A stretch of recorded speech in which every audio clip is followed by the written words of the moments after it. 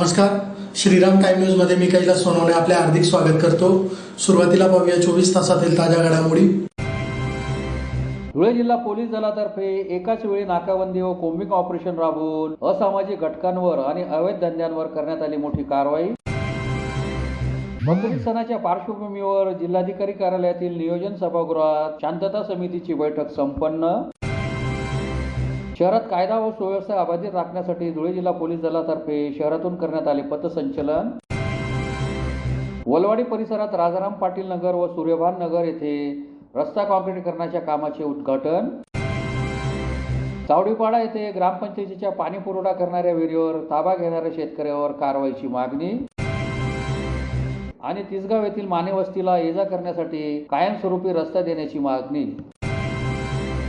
आता बातमीपत्र विस्ताराने। आगामी बकरी ईद सणाच्या पार्श्वभूमीवर धुळे जिल्हा पोलिसांनी मंगळवारी रात्री जिल्ह्यात एकाच वेळी नाकाबंदी व कोम्बिंग ऑपरेशन राबवून असामाजिक घटकांवर आणि अवैध धंद्यांवर मोठी कारवाई केली। आगामी बकरी सणाच्या पार्श्वभूमीवर धुळे जिल्हा पोलिसांतर्फे मंगळवारी रात्री जिल्हाभरात नाकाबंदी आणि कोम्बिंग ऑपरेशन राबवण्यात आले। या मोहिमेत 15 गोवंशांची सुटका करण्यात आली। 24 ठिकाणी नाकाबंदी करून अवैध धंदे, गोवंश तस्करी, दारू जुगार आणि वाहतूक नियमभंगाविरोधात मोठी कारवाई करण्यात आली। आगामी बकरी सणाच्या पार्श्वभूमीवर कायदा व सुव्यवस्था अबाधित राखण्यासाठी धुळे जिल्हा पोलिसांनी मंगळवारी रात्री विशेष धडक मोहीम राबवली। पोलीस अधीक्षक विशाल आनंद यांच्या मार्गदर्शनाखाली रात्री 10 ते 12 या वेळेत जिल्हाभर अचानक नाकाबंदी आणि कोम्बिंग ऑपरेशन राबवण्यात आले। या मोहिमेत अवैध धंदे, असामाजिक घटक, गोवंश तस्करी, गावठी दारू, जुगार तसेच वाहतूक नियमभंग करणाऱ्यांवर मोठ्या प्रमाणावर कारवाई करण्यात आली। या मोहिमेत सर्व उपविभागीय पोलीस अधिकारी, पोलीस ठाण्याचे प्रभारी अधिकारी, स्थानिक गुन्हे अन्वेषण शाखा, सायबर पोलीस ठाणे आणि शहर वाहतूक शाखेने सहभाग घेतला।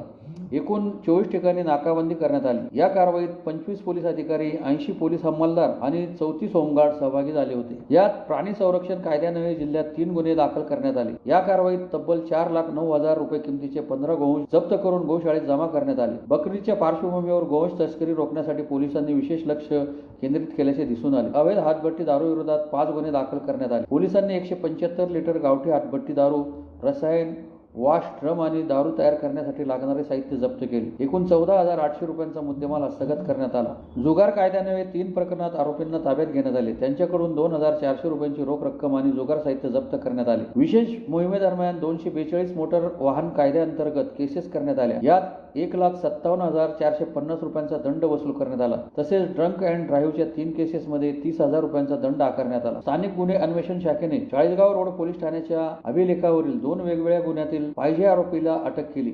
यामध्ये मिरजकर नगर येथील हेमंत शंकर पाटील आणि दोंडाच्या येथील पापा फिरोज शाह यांचा समावेश आहे। या विशेष मोहिमेदरम्यान पोलिसांनी 73 बार, ढाबे, हॉटेल, लॉजेस आणि गेस्ट हाऊसची तपासणी केली।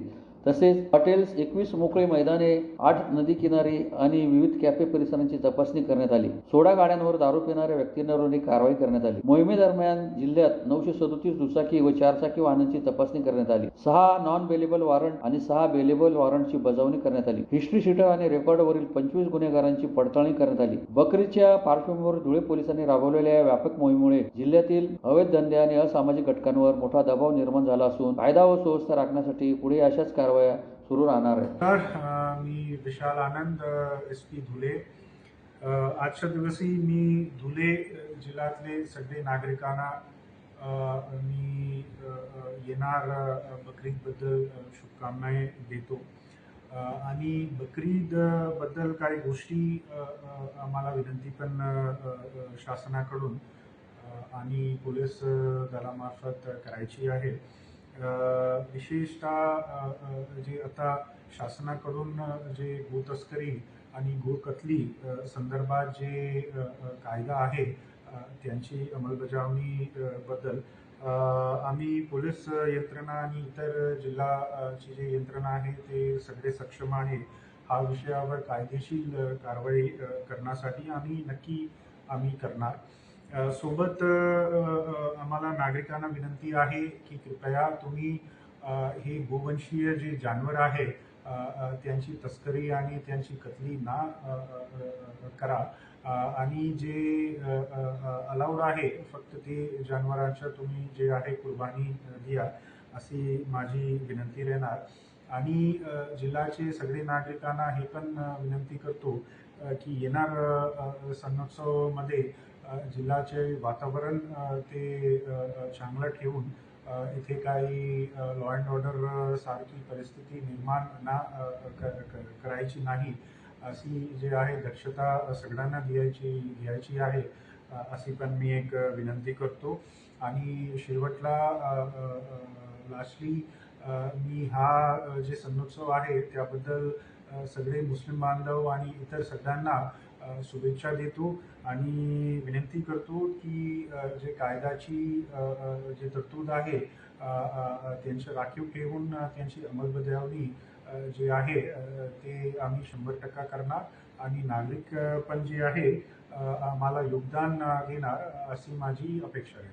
बकरी ईद सणाच्या पार्श्वभूमीवर जिल्हाधिकारी कार्यालयातील नियोजन सभागृहात शांतता कमिटीची बैठक जिल्हाधिकारी भाग्यश्री विस्पुते यांच्या अध्यक्षतेखाली मंगळवारी दुपारी संपन्न झाली. जिल्ह्यात बकरी ईद सण सर्व धर्म समभावाने साजरा करावा, कायदा आणि सुव्यवस्थेचे सर्वांनी पालन करावे अशा सूचना जिल्हाधिकारी भाग्यश्री विस्पुते यांनी जिल्हाधिकारी कार्यालयातील नियोजन सभागृहात आयोजित शांतता समितीच्या बैठकीत दिल्या. या शांतता समितीच्या महत्त्वपूर्ण बैठकीत मुस्लिम समाज बांधवांनी गायीला राष्ट्रीय प्राणी घोषित करावे अशी एक लक्षवेधी मागणी प्रशासनाकडे केली आहे. तसेच गो तस्करीच्या संशयावरून होणाऱ्या मॉब लिंचिंगच्या घटनांवर तीव्र चिंता व्यक्त करत संशयितांवर जमावणे परस्पर कायदा हातात न घेता थेट पोलिसांनीच कायदेशीर कारवाई करावी अशी स्पष्ट भूमिका नगरसेवक शहबाज शाह शिष्टमंडळाने बैठकीत घेतली. सणासुदीच्या काळात शहरात पाणी, वीज आणि स्वच्छतेचे चोख व्यवस्था ठेवण्याचे आश्वासन यावेळी प्रशासनाने दिले. दरम्यान सर्व नागरिकांनी कायद्याच्या चौकटीत राहूनच सण साजरा करावा असे आवाहन पोलीस अधीक्षक विशाल आनंद यांनी केले. प्रतिबंधित जनावरांची कुर्बानी दिल्यास कोणाचीही गय न करता कठोर कायदेशीर कारवाई केली जाईल असा स्पष्ट इशाराही त्यांनी दिला. यावेळी जिल्हाधिकारी भाग्यश्री विस्पुते, पोलीस अधीक्षक विशाल आनंद, महानगरपालिका आयुक्त नितीन कापडणीस, अप्पर पोलीस अधीक्षक डॉक्टर अजय देवरे, निवासी उपजिल्हाधिकारी शरद पवार, पशुसंवर्धन उपायुक्त डॉक्टर गिरीश पाटील, महानगरपालिका उपायुक्त करुणा डाळे यांच्यासह विविध विभागांचे अधिकारी, शांतता समितीचे सदस्य उपस्थित होते.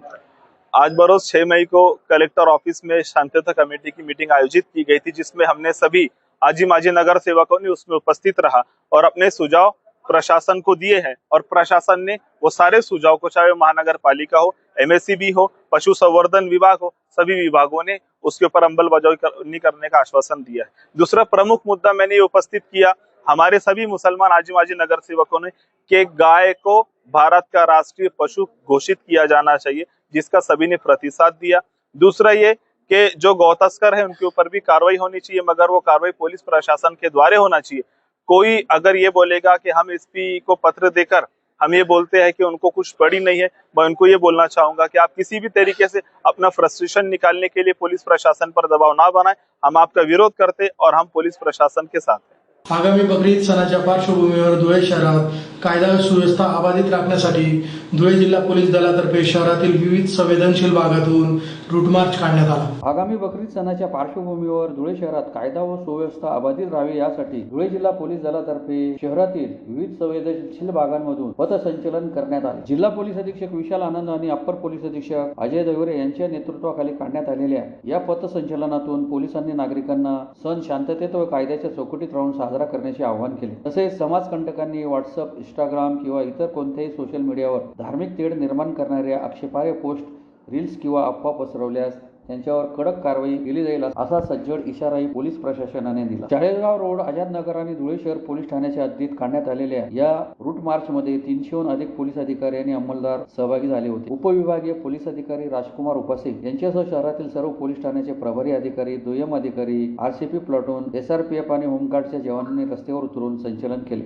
या माध्यमातून पोलिसांनी नागरिकांमध्ये सुरक्षेची भावना निर्माण केली असून सणाच्या काळात शहरात चोख पोलीस बंदोबस्त तैनात राहणार असल्याची ग्वाही देण्यात आली आहे. या पथसंचलनादरम्यान अप्पर पोलीस अधीक्षक अजय देवरे यांनी नागरिकांना कायद्याचे काटेकोरपणे पालन करून उत्सव साजरा करण्याचे आवाहन केले आहे. आगामी बकरी ईद सणाच्या अनुषंगाने आज धुळे जिल्हा पोलीस दलातर्फे रूट मार्चचं आयोजन करण्यात आलेलं होतं. चाळीसगाव रोड पोलीस स्टेशन, त्याचबरोबर आझादनगर पोलीस स्टेशन आणि धुळे शहर पोलीस स्टेशनच्या हद्दीतून हा रूट मार्च घेण्यात आला. रूट मार्चकरता धुळे जिल्ह्याचे आदरणीय पोलीस अधीक्षक विशालजी आनंद, त्याचबरोबर धुळे शहर SDPO, शहरातील सर्व प्रभारी अधिकारी, दुय्यम अधिकारी उपस्थित होते. त्याच अनुषंगाने सर्व पोलीस अंमलदार, RCP, होमगार्ड्स SRPF असे एकंदरीत 300 अंमलदार या ठिकाणी रूट मार्चला उपस्थित होते. पोलिसांचा बकरीद करता संपूर्ण चोख बंदोबस्त प्लॅन केला गेलेला आहे. माझं सगळं नागरिकांना आवाहन आहे की सर्व नियम कायद्याचं काटेकोरपणे पालन करून हा उत्सव साजरा करावा. त्याचबरोबर कोणी आपले सोशल मीडियाचे व्हिडिओज, रील्स किंवा स्टेटसला कुठल्याही दोन धार्मिक तेढ निर्माण होईल अशा पद्धतीचं कुठलेही व्हिडिओज किंवा स्टेटस शेअर करू नये. बकरीच्या बंदोबस्त करता धुळे जिल्हा पोलीस दल पूर्णपणे सज्ज आहे आणि सर्व उत्सव शांततेत पार पडेल याची आम्हाला खात्री आहे. धन्यवाद. धुळे शहरातील वलवाडी परिसरात राजाराम पाटील नगर व सूर्यभान नगर येथे रस्ता काँक्रिटीकरणाच्या कामाचे उद्घाटन ग्रामीणचे आमदार राघवेंद्र बदाने यांच्या हस्ते मंगळवारी सायंकाळी संपन्न झाले. धुळे शहरातील वलवाडी परिसरात राजाराम पाटील नगर व सूर्यभान नगर येथे रस्ता काँक्रिटीकरण करण्याच्या कामाचा शुभारंभ ग्रामीणचे आमदार राघवेंद्र बदाने यांच्या हस्ते मंगळवारी सायंकाळी संपन्न झाला. राजाराम पाटील नगर येथे रस्ता काँक्रिटीकरणासाठी 30 लाख रुपये व सूर्यभान नगर येथे रस्ता काँक्रिटीकरणासाठी 35 लाख रुपये मंजूर करण्यात आले आहेत. सदर कामाचे उद्घाटन ग्रामीणचे आमदार राघवेंद्र बदाने यांच्या हस्ते संपन्न झाले. या प्रसंगी वंदना भामरे, विजय देवरे, रंगनाथ ठाकरे, राजू पाटील यांच्यासह वसाहतीतील नागरिक, ज्येष्ठ नागरिक मोठ्या संख्येने उपस्थित होते. धुळे व नंदुरबार जिल्ह्यातले सगळे लोक, असं धुळे नंदुरबार जिल्ह्यातलं कोणतं गाव नसेल की ते वलवाडी गावामधले, वलवाडीमध्ये तिथला माणूस आपल्याला रहिवासी म्हणून सापडत नाही. एक एक माणूस हा सर्व पंचक्रोशीतनं येऊन तिथं राहायला लागला.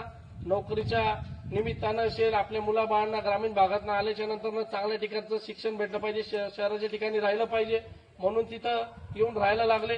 आणि पाहता पाहता भयानक विस्तार या वलवाडीचा पूर्ण कॉलनी परिसराचा झाला. जेव्हा आम्ही तेव्हा प्रचाराला होतो तेव्हा 100 कॉलन्या होत्या. आता 500 ते 700 कॉलन्या या वलवाडीच्या झालेल्या आहे आणि म्हणून एवढा मोठा विस्तार या कॉलनी परिसरात झालाय.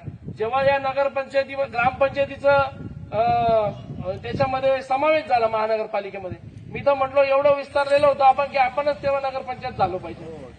आपल्या स्वतःचा एडीटीपी राहिला असता, आपल्या स्वतःचा एक्झिक्युटिव्ह इंजिनियर राहिला असता, आपल्या स्वतःचा आपल्या नगरपंचायतचा सीओ तिथं राहिला असता, मग आपल्याला तिथं जायची गरज पडली नसती. ही भावना त्या निमित्तानं आता आपल्याला तिथं समाजाला मिळते. आता आपण बघतो की आपण जरी महानगरपालिकेमध्ये समावेश झाला असेल तरी या वलवाडी पंचक्रोशीसाठी स्वतंत्र प्रशासकीय इमारत ही वलवाडीच्या ठिकाणी झाली पाहिजे की जेणेकरून कुठल्याही कोणती जी अडीअडचणी असली तर आपल्याला वलवाडीच्या ठिकाणी उपप्रशासकीय इमारत ही तिथं मंजूर झाली तर आपल्याला ते आपल्या प्रभाग कार्यालय, तुम्ही पुण्याला जाणार, नाशिकला जाणार, मुंबईला जाणार, त्यांना मुंबई महानगरपालिकेत जावं लागत नाही.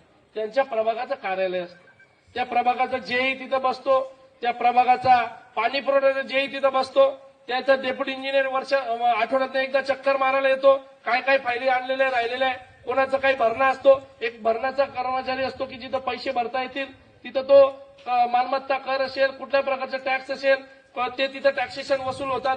आणि असं एक कार्यालय तिथं असलं तर लोकांना सोयीस्कर तिथं कामाला असतं. एखादी महिला तिच्या मनामध्ये आलं बिचाऱ्या बहिणीच्या की मला माझा स्वतःचा घरचा टॅक्स भरायचा आहे, तर घरच्या माणसाची वाट न बघता महिला जवळच्या जवळ जाऊन जसं लाईट बिल आपण आता मोबाईलवर भरतो तसं तिथपर्यंत जाऊन आपले सगळे टॅक्सेशन भरता आलं पाहिजे.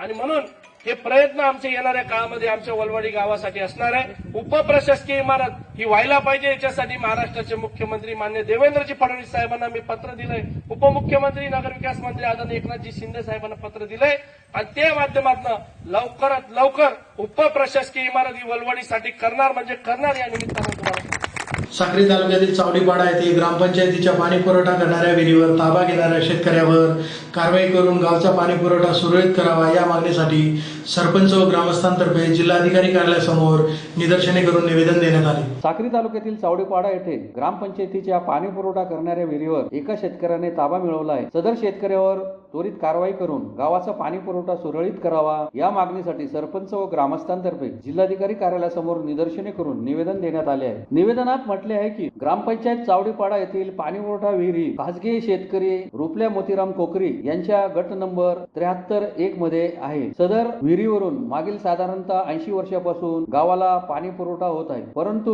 आज रोजी सदरील गट नंबर 73-3 मधील शेतकरी अशोक नाना चौरे यांनी ग्रामपंचायतीच्या पाईपलाईनची नासधूस करून डिसेंबर 2025 पासून गावात पाणी पुरवठा बंद केलेला आहे व या बाबतीत ग्रामपंचायत कर्मचाऱ्यांच्या अंगावर धावून जाणे असे प्रकार होत आहे. तरी आपल्या स्तरावरून सदरील इस्माचा बंदोबस्त व्हावा व पाणी पुरवठा सुरळीत करावा अशी मागणी करण्यात आली आहे. यावेळी सरपंच रमेश बहिरम, उपसरपंच हिनाबाई सोनवणे, सुमन चौरे, मालजी कुवर, वैशाली ठाकरे, पिंट्या मावची, वालीबाई ऐरे, दुर्जा पवार आदी उपस्थित होते. सरपंच रमेश लांडू बैरम गेल्या 3-4 वर्षापासून आमचे सार्वजनिक विहिरीचं शेतकरी नाना काशीराम चौरे हा सतत आम्हाला पाणी सोडण्यासाठी त्रास देत असतो. वॉटरमॅनला आणि सदस्य बॉडींना त्रास देत असतो. म्हणून आम्ही आज रोजी माननीय जिल्हाधिकारी साहेबांना प्रत्यक्ष भेट घेऊन त्यांना निवेदन सादर केले. माननीय जो शेतकरी आहे त्याला माननीय जिल्हाधिकारी यांनी कडक कारवाई करून आम्हाला गावाला न्याय मिळवून द्यावा व तसेच आमचा जो पाण्याचा प्रश्न आहे तो आम्हाला कायमस्वरूपी मिळण्यात यावा. धुळे तालुक्यातील तिसगाव येथील माने वस्तीला ये जा करण्यासाठी कायमस्वरूपी रस्ता उपलब्ध करून द्यावा या मागणीसाठी माने वस्तीतील मेंढपाळ ठेलारी समाजातर्फे जिल्हाधिकारी कार्यालयासमोर निदर्शने करून निवेदन देण्यात आले. धुळे तालुक्यातील तिसगाव येथील गट क्रमांक 105 मध्ये असलेल्या माने वस्तीमध्ये ये जा करण्यासाठी रस्ता मिळावा या मागणीसाठी संजू माने यांच्यासह वाने वस्तीतील रहिवाशांतर्फे जिल्हाधिकारी कार्यालयासमोर निदर्शने करून निवेदन देण्यात आले. निवेदनात म्हटले आहे की आम्ही सर्व माने वस्ती तिसगाव पोस्ट नगाव येथील रहिवासी असून सर्व अर्जदार हे ठेलारी मेंढपाळ समाजाचे आहेत. आमची मौजे तिसगाव शिवारात वडिलोपार्जित गट क्रमांक 105 असा असून सदर क्षेत्रातच आमची स्वतंत्र वस्ती आहे. आम्ही सुमारे 70 ते 80 वर्षापासून सदर ठिकाणी राहत आहोत. पूर्वी आम्हाला आमचे लगत असलेल्या गट क्रमांक 1 मधून गावात ये जा करण्यासाठी पूर्वीची शेतजमीन मालक स्वर्गीय धुडकू पाटील यांनी रस्ता दिलेला होता. आमची सर्व वाहने व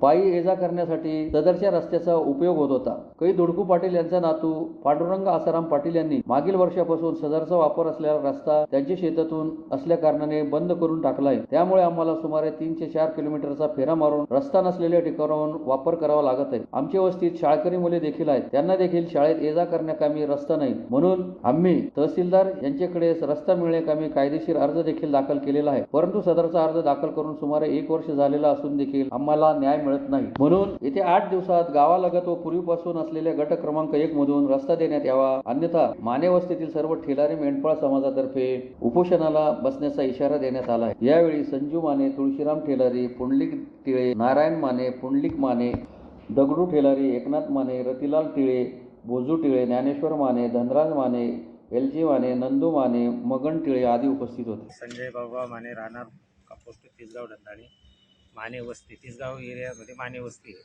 आमची 35-30 घरं आहे. 30-35 मुलं शाळेत जाताला, अंगणवाडी बालवाडीपासून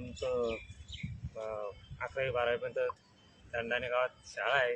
तर ते त्या ठिकाणी आम्हाला वर्षानुवर्षे आम्ही राहून तिथं आम्हाला रस्ता नाही. पावसाळ्यात असा चिखल होतो की फिरून आजही 3 किलोमीटर आम्हाला फिरून यावं लागतं. काही दवाखान्याची बाब आडली तर काही डिलेवरीसाठी महिला आता चालूच. आम्ही 1 वर्षापूर्वी तहसीलदारांना आम्ही कार्यालयात तिथं रस्त्याविषयी आम्ही तक्रार मांडली, पण त्याचं काही निवारण आतापर्यंत झालं नाही.